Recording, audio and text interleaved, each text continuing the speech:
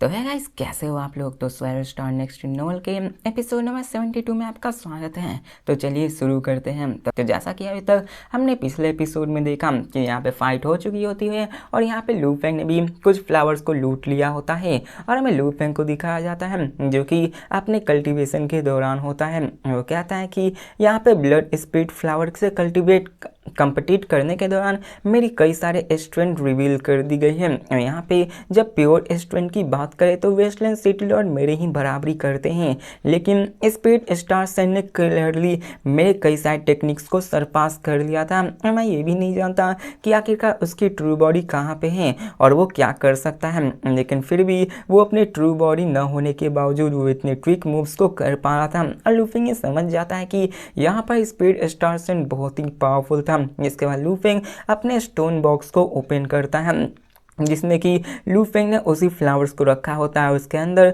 4 red fruits मौजूद होते हैं क्योंकि 4 तो उसने चूयू को दे दिया होता है। अब लू फेंग कहता है कि केओस विलम रहने पे मैंने यहाँ पे 7 प्रिमोरियल क्रिस्टल फ्रूट्स को कंज्यूम करने का फैसला किया था और अभी के दौरान ही सबसे क्रूशियल मूवमेंट है। अब यहाँ पे लू फेंग अपनी बॉटल नेक को ब्रेक थ्रू करना चाहता था ताकि वो अपने आप को पावरफुल बना सके और यही समय था एक्ट करने था और वो यहाँ पे उस मोमेंट को लेता है और वहाँ पे उस फ्रूट को बाइट करता है। अब लू फेंग जैसे उस फ्रूट को बाइट करता है, उसको सीव करता, स्वेलो करता है, उसके पूरे बॉडी में स्प्रेड होने लगती वो एनर्जी जो कि उसके सोल तक को टच करने लगती है। और अब फिर दिखाया जाता है कि यहाँ पे नॉर्मल कल्टिवेशन के दौरान यहाँ पे वो सभी अपने पीक स्टेट पे होते हैं और उनके पास इंसाइट होना भी लाजमी होता है। अब लू फेंग ने जैसे ही प्राइमोरियल स्पिरिट क्रिस्टल फ्रूट और उसकी एनर्जी को एब्जॉर्ब करना शुरू किया था, उसकी कॉम्प्रिहेंशन स्पीड लगभग 20 से 30 गुना तक बढ़ चुकी होती है।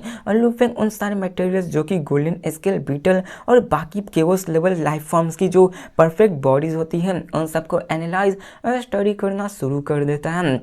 लू फेंग कहता है कि अगर मैंने यहाँ पे इन दोनों के लाइफ एसेंस और लाइफ बॉडी पार्ट्स को पकड़ लिया, जान लिया कि ये कैसे बनते हैं, तो शायद मैं आराम से 3 in 1 फॉर्म को फिगर आउट कर सकता हूँ। लेकिन लू फेंग ये जानता था कि अभी उसकी सिर्फ केओस वेलम पे रहने पे यहाँ पे इनफ नहीं होने वाला है। और लू फेंग कहता है कि अगर मैंने इसको अच्छे से सीख लिया तो शायद मैं गॉड किंग भी बन सकता हूँ। अब ओरिजिनल यूनिवर्स में लू फेंग अपने सोर्स ऑफ ऑरिजिन के स्पेस के अंदर होता है।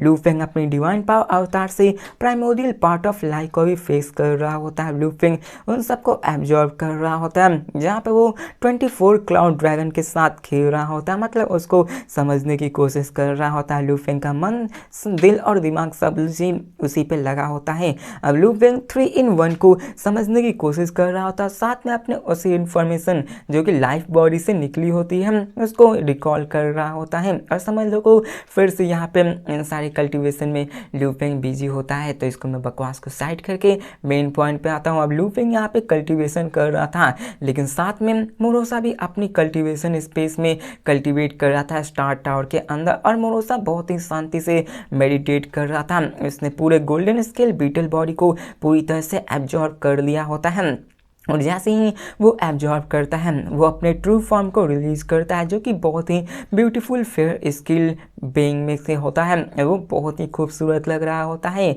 और बात है तो उसके पूरे बॉडी पे डिस्ट्रक्शन की पाथ बनी हुई होती है। और ये लॉन्गर बीस्ट कोई साधारण नहीं बल्कि मोरोसा की ट्रू बीस्ट फॉर्म होती है। और सडनली मोरोसा की ऑरा बढ़ने लगती है और टेरिफाइंग रिपल्स निकलने लगती हैं जो कि पूरी तरह चारों डायरेक्शन में फैलने लगती है। और दिखाया जाता है कि वो अपने नेचुरल ट्रांसफॉर्मेशन के अंदर गया होता है जिसके कारण वो केओस वेलम से भी हायर लेवल तक आ चुका होता है। मोरोसा अपनी आंखें खोलता है और एक्साइटेड होते हुए कहता है फाइनली मैंने ब्रेक थ्रू कर लिया है। और हमें पता चलता है कि उसने केओस वेलम से गॉड किंग वेलम के अंदर में ट्रांसफॉर्मेशन कर दिया होता है।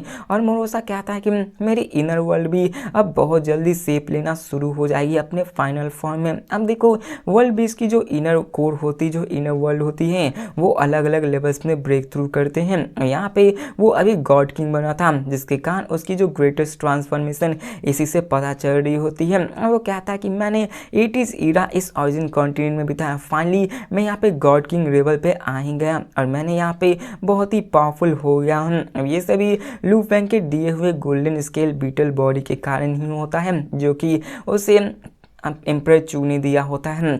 अब इसी एक को खाने से यहाँ पे केओस विलन बॉडीज़ के 1000 स्पेशल बॉडी से भी ज़्यादा इफेक्ट मोरोसा को मिला होता है। मतलब कि अगर नॉर्मल केओस विलन की बॉडी को 1000 बार मोरोसा खाता तब जाके इतनी पावर इस सिर्फ एक अकेले गोल्डन स्केल बीटल बॉडी से मिली हुई होती है। और सडनली वहाँ पे लूफिंग भी आता है, क्योंकि यहाँ पे लूफिंग सोल इंस्लेमेंट बॉन्ड और अपने स्टार टावर इटर्नल मूवमेंट से सेंसिटिव था और वही जान गया था कि मोरोसा ने ब्रेक थ्रू किया था। और लूफिंग मोरोसा की तरफ देख कर कहता है कि क्या तुमने फिर से ब्रेक थ्रू किया है? तो मोरोसा कहता है कि मास्टर मैं गॉड किंग बन चुका है, ये सभी आपके गोल्डन स्केल बैटल बॉडीज की वजह से हुआ है। अब लूफिंग भी हामी भरता है, क्योंकि लूफिंग ने तो सिर्फ 1% मटेरियल्स को ही रखा था और बाकी तो मोरोसा को दे दिया होता है। लूफिंग कहता है कि ऐसा लगता है कि ये रिजल्ट बहुत ही अच्छे हैं। तो मोरोसा एक साइड होते हुए कहता है कि मास्टर जब मैं गॉड किंग बना हूँ तो मैं इनर वर्ल्ड अपने फाइनल फॉर्म में शेप ले रहा है और मेरे पास अभी कई सारे एबिलिटीज आ चुके हैं। तो लूफिंग उसकी तरफ देखता है और कहता है कि कैसी एबिलिटी? तो मोरोसा कहता है कि अगर मैं यहाँ पे अपनी रियल वर्ल्ड बेस्ड आइडेंटिटी को भी रिवील न करना चाहूँ फिर भी मैं कई सारे एबिलिटीज़ को यूज़ कर सकता हूँ, जैसे मैं कि मैं किसी कर्स किलिंग टेक्निक को यूज़ कर सकता हूँ अपने इनर वर्ल्ड में ही। अगर मैं जैसे ही कोई एनिमी को एक दफ़ा भी देख लूँ तो उसको मैं कर्स कर सकता हूँ और उसे मार सकता हूँ। तो लूफिंग शॉक हो जाता है कि क्या तुम एनिमी को कर्स भी कर सकते हो? अब यहाँ पे प्राइमोरियल डिस्ट्रक्शन मेथड्स में कई सारे डिस्ट्रक्टिव मेथड्स होते हैं, जिनमें से वाइट स्काइन लीनेज भी होती है, जिसे डिस्ट्रक्शन पार्ट में सबसे ज़्यादा पावरफुल असासिन और कर्स टेक्निक्स में देखा जाता है। अब मोरोसा कहता है कि हम मेरी अभी गॉड किंग रियलम के फर्स्ट लेवल पे हूँ और मैं कुछ ही बंदे हैं जो कि मेरे कर्स टेक्निक को रेसिस्ट कर सकते हैं, लेकिन इसके साथ मैं यहाँ पे एनिमी के सारे क्लोन्स को डिस्ट्रॉय कर सकता हूँ, चाहे उनके पास कितने ही लाइफ सेविंग मेजर्स क्यों ना हो, यहाँ तक कि मैं उन्हें रीइंकार्नेट करने तक को फोर्स कर सकता हूँ। तो ये जानकर लूफिंग भी हैरान हो जाता है कि यहाँ तक कि मोरोसा की पावर इतनी हो चुकी है कि वो किसी को देखते ही कर्स कर सकता है और उसका चाहे वो गॉड किंग्स के फर्स्ट लेवल में क्यों ना हो उसे भी रीइंकार्नेट होने पर मजबूर कर सकता है। अब यहाँ पे मोरोसा कहता है कि मेरे पास जो एबिलिटी है उसके अलावा मैं फाइट भी कर सकता हूँ। मेरी क्लोन कई सारे फॉर्म्स को ले सकती है और मेरी ऑरा को भी आराम से छिपा सकती है। मैं यहाँ चाहूँ तो ओरिजिन कंटेंट में लड़ भी सकता हूँ बिना किसी को बताए हुए कि मेरी ट्रू आइडेंटिटी क्या है। मोरोसा लूफिंग से कहता है कि मास्टर कि आप चाहते कि मैं यहाँ पे फाइट करूँ, क्योंकि यहाँ पे मैं कर्स टेक्निक से कोई भी ऐसा नहीं है जो कि बच सके। तो लूफिंग कहता है कि अभी पेशेंट रहो, अभी तुम्हें इंतजार करना है।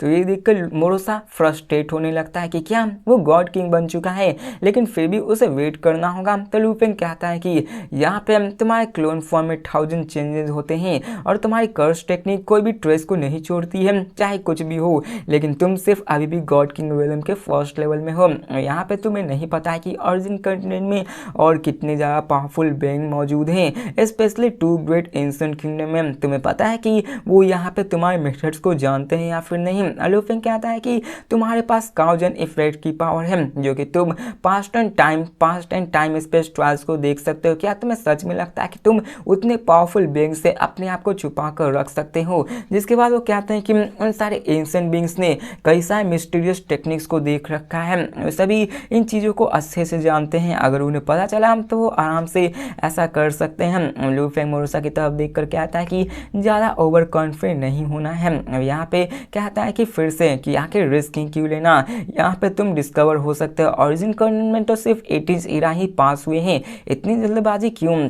तो यहाँ पे मोरोसा को भी यहाँ पे लूफिंग की बात माननी पड़ती है, क्योंकि वो उसका स्लेव होता है और वो लूफिंग को मास्टर की जैसे मानता है। चाहे कुछ भी हो वो मास्टर की बातों को इनकार नहीं कर सकता है। इसके बाद लूफिंग उसे वार्न करते हुए कहता है कि चाहे तुम पीक वर्ल्ड बेस्ट में ही क्यों ना बन जाओ, तुम्हें यहाँ पे मेरे परमिशन के बिना कुछ भी नहीं करना है। तो मोरोसा कहता है मैं समझता हूँ, लेकिन मास्टर मेरी स्ट्रेंथ बहुत ज़्यादा बढ़ चुकी है और मैं थोड़ा सा एरोगेंट भी हो चुका हूँ, इसलिए मैं यहाँ पे फिर से सोचना चाहूँगा। तो लूफिंग कहता है कि ठीक है, लेकिन अब मुझे डिस्ट्रक्शन प्राइमोरियल पार्ट दिखा जो कि तुमने मास्टर किया है। जिसके बाद मोरोसा ऐसे डिस्ट्रक्शन प्राइमोरियल पार्ट को दिखाने लगता है जिसको कि उसने कंप्रीहेंड किया होता है, लेकिन झटके में लूफिंग बहुत बड़ा इनॉर्मस और डार्क ब्लैक होल को देखता है जिसमें कि काउंटलेस टेंजिबल सीक्वेंट पैटर्न्स मौजूद होते हैं, जिसको देखकर लूफिंग पूरी तरह से हैरान हो जाता है। उसे समझ नहीं आता कि ये इतनी सारी इन्फॉर्मेशन आई कहाँ से। लूफिंग को विश्वास नहीं होता और वो कहता है कि क्या तुमने उन सारे 8 branches of destructive primordial path को मास्टर कर लिया है।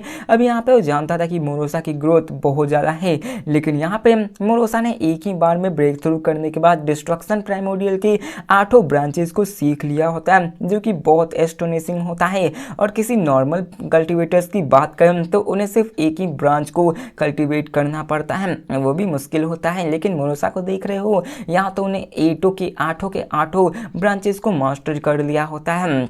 जिसके बाद मोरोसा कहता है हाँ, क्योंकि मैंने यहाँ पे गोल्डन स्केल बीटल बॉडी को एब्जॉर्ब किया था, मेरी इनर वर्ल्ड बहुत ज़्यादा बड़ी हो चुकी है। और जब मैंने यहाँ ट्रांसफॉर्मेशन पे गया तो मैं यहाँ पे नेचुरली 8 डिस्ट्रक्शन ब्रांचेस को सीख गया होता हूँ। तो ये सुनकर तो लू फेंग हक्का बक्का रह जाता है, क्योंकि मोरोसा ने 8 ब्रांचेस को मास्टर कर लिया होता है और लू फेंग तो अभी एक को ही मास्टर करने में स्ट्रगल कर रहा था। और यहाँ पे वो जानता था कि इसको कंप्रीहेंड करना कितना ही ज़्यादा मुश्किल है। अब मोरोसा कहता है कि मैं यहाँ पे 8 ब्रांचेस को आराम से मास्टर कर दिया हूँ। मास्टर ऐसा नहीं है कि मैं ये कहना चाहता हूँ, लेकिन मेरी फाउंडेशन ही ऐसी है कि मैं अपने आप ही इन सब को सीख जाता हूँ। लेकिन अभी के दरमियान मुझे खाने की ज़रूरत है, अगर मैं खाना ना खाया तो मैं भूखा ही रह जाऊँगा। तो मोरोसा भी लू फेंग की तरफ देखने लगता है, क्योंकि मास्टर मोरोसा को काम नहीं करने देना चाहते थे खुद से, इसलिए उसे अभी लू फेंग पे ही रिलाई करना पड़ता है खाने की तलाश में। और यहाँ पे मैं ये सोच रहा हूँ कि लू फेंग तो अभी ब्रेक थ्रू भी नहीं किया है और मोरोसा तो गॉड किंग लेवल में आ चुका है, तो मोरोसा के लिए केओस लेवल के बंदे को खाना ये थोड़ा सा कम हो जाएगा। और लू फेंग को तो उसे एक गॉड लेवल के बंदे की ज़रूरत होगी उसे खिलाने के, तभी जाके मोरोसा को कुछ पता भी चलेगा, वो डकार भी ले पाएगा। लू फेंग कहता है कि अब क्या ही करूँ, तुमने 8 ब्रांचेस को एक ही साथ में सीख लिया है, मैं क्या ही कह सकता हूँ। अब यहाँ पे लू फेंग कहता है कि मैं बहुत ज़्यादा सोच रहा हूँ, लेकिन अभी के दौरान तुम्हें अपने आप को और भी पावरफुल बनाना है। जिसके बाद लू फेंग उन सारे टेक्निक्स को देखने लगता है और सबको देखकर वो भी हैरान हो जाता है, क्योंकि मोरोसा पूरी तरह से परफेक्ट हो चुका था। अब मोरोसा उसे और भी सारी चीज़ें दिखाने लगता है जिसको कि लू फेंग ऑब्जर्व कर रहा होता है। ये बहुत ही ज़्यादा एस्टोनिशिंग होती है। लू फेंग ने 18 वन फॉर्म्स 10 डायरेक्शन वर्ड्स को भी देख लिया था, जो कि उसके लिए बेसिक था, लेकिन ये भी उसके लिए बहुत ज़्यादा पावरफुल होता है। अब लू फेंग सारी चीज़ों को समझने लगता है और यहाँ पे ऐसे ही वो कल्टिवेशन करना शुरू कर देता है। अब देखो मोरोसा को वो कहता है कि तुम अपने उन सारे डिस्ट्रक्शन ऑरिजिन मिस्ट्री को डिमॉन्स्ट्रेट करते रहो। टाइम पास होने लगता है और यहाँ पे वो भी अमेज्ड हो जाता है। और यहाँ पे वो मोरोसा कहता है कि अभी तक तो 30,000 दिन बीत चुके हैं, आखिरकार मैं कितना लंबा अरसा तक इसको डिमॉन्स्ट्रेट करते रहूं, आखिरकार मुझे मास्टर रेस्ट क्यों नहीं करने को बोल रहे हैं। अब देखो मोरोसा डिमॉन्स्ट्रेट करता जा रहा था, जहाँ पे लू फेंग सिर्फ देखकर सीखता जा रहा था। लू फेंग तो मानो उसको आराम दे ही नहीं रहा था। वैसे ही टाइम बीतते हैं, 50,000 दिन बीत चुके होते हैं, 50,000 से 1 लाख, 1 लाख से 10 लाख बीत चुके होते हैं। और यहाँ पे मोरोसा भी कुछ कह नहीं पाता और कहता है कि मास्टर क्या मैं यहाँ पे कह दूँ। अब मोरोसा कहना क्या मैं यहाँ पे रुक जाऊँ, मोरोसा कहना तो चाहता था लेकिन वो कह नहीं पाता, क्योंकि यहाँ पे वो देख रहा था कि लू फेंग उसमें पूरी तरह से ढल चुका होता है। अब ऐसे ही टाइम बीतने लगता है, लू फेंग कल्टीवेशन करने लगता है और फाइनली टाइम आ जाता है जहाँ पे वो उसके सक्सेस की क्लोज आ चुका होता है। फाइनली लू फेंग अपनी आंखों को खोलता है और उसकी डिवाइन पावर 8x1 में पार्टिकल्स में मिल जाती है और वो कहता है कि फाइनली ये हो गया। अब मोरोसा भी खुश हो जाता है कि मास्टर सक्सीड हो चुके हैं। तो लू फेंग कहता है चलो इसको वेरीफाई करते हैं और अपने हाथों को वेव करते हुए वो वहाँ पे थाउजेंड्स ऑफ 10,000 पार्टिकल्स को ले आते हैं और वो एक्सट्रीमली हुए 1.03 ट्रिलियन पार्टिकल्स में आ जाते हैं। और वहाँ पे 8 पार्टिकल्स होते हैं, जिसमें टोटल हर एक पार्टिकल्स में 130 बिलियन यूनिट्स होते हैं और इन सबको मिला के 1.04 पार्टिकल्स कंडेंस किए जा सकते हैं, जिसको देखकर तो लू फेंग भी अमेज हो जाता है। और ये समझ लो पार्टिकल्स व्हाइट रिवर के नाम से जाना होता है। अब लू फेंग भी अमेज हो जाता है, क्योंकि यहाँ पे वो फाइनली सक्सीड हो गया था और किसी भी पीक केओस विलियम बीइंग से ज़्यादा स्ट्रॉन्गर फील कर पा रहा था। और ये व्हाइट रिवर एक परफेक्ट केओस लेवल क्रिएचर जैसा ही लग रहा था। अभी देखो ये व्हाइट रिवर के बारे में अभी ज़्यादा तो नहीं बताया गया, लेकिन आगे चल के जब फाइट होगी तो व्हाइट रिवर से ही लू फेंग सब पे अटैक करेगा। मोरोसा लू फेंग से कहता है मास्टर क्या मैं रुक सकता हूँ। तो लू फेंग कहता है हाँ अब मुझे तुम्हारी ज़रूरत नहीं है। अब मोरोसा भी कहता है कि हाँ ठीक है। जिसके बाद लू फेंग कहता है कि यहाँ पे तुम क्या अपने उस hundreds of million fuse particles को दिखा सकते हो। अब मोरोसा फिर से उसको कंडेंस करके दिखाता है। लू फेंग को महसूस होता है कि व्हाइट ट्रिबल बहुत ही कंसिडरेबल है, जो कि सोल पे बर्डन डालता है, लेकिन फिर भी ये उसके लिए लाजमी था क्योंकि ये उसका भी one of the most powerful attack में से एक था और उसकी विल पावर सोल भी बहुत ज़्यादा स्ट्रांग हो चुकी होती है। और इसी के साथ हमारा ये एपिसोड भी खत्म होता है। तो मिलते हैं नेक्स्ट वीडियो में और देखते हैं कि आगे क्या होने वाला है। और मोरोसा जबकि यहाँ से गॉड लेवल में आ चुका है तो लूफिंग कब गॉड किंग लेवल्स को ब्रेक थ्रू करके उसको सरपास करता है। तो मिलते हैं नेक्स्ट वीडियो में, तब तक के लिए बाय।